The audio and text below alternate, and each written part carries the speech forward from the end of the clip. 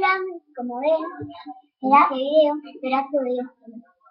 Uy, qué mierda. Pero Mati baja porque no se ve la cara. Ahí. Ahora mira por ahí.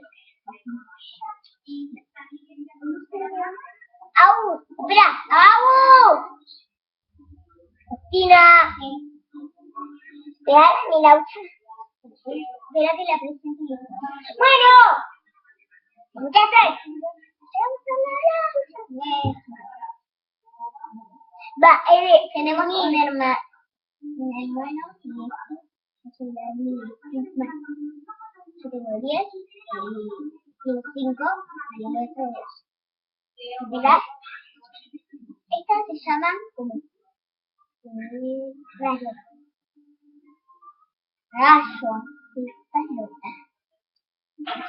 Y como es de mi hermano, más de mi hermano, se lo voy a dar. Miren su carita. Ay, mira. Es muy bueno. Mira, les voy a enseñar algunos. Como por ejemplo, yo la tengo en la mano acá. Está medio dormida. La tengo ahí y le digo, trepa. Y va trepando, ¿ves?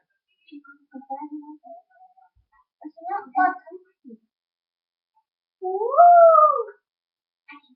Vamos, hija. Mira, no se gira. No, Mario, desde la panza ponela.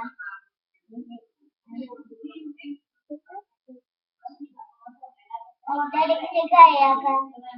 En el uso del pone se cae. Porque este tiene como agujeritos.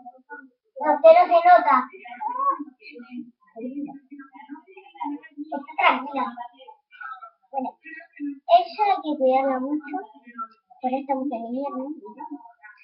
¡Y va a venir el eclipse! Sí. Tiene el pelo muy suave. Agustina, no pongas tu... Ay. Un sorete. ¿Escuchaste? No, Lina te conocí en la vida, ¿sabes? ¿Ya? Bueno, le mandamos besos a Ari Petardi y ¿qué más? Y tu amiga.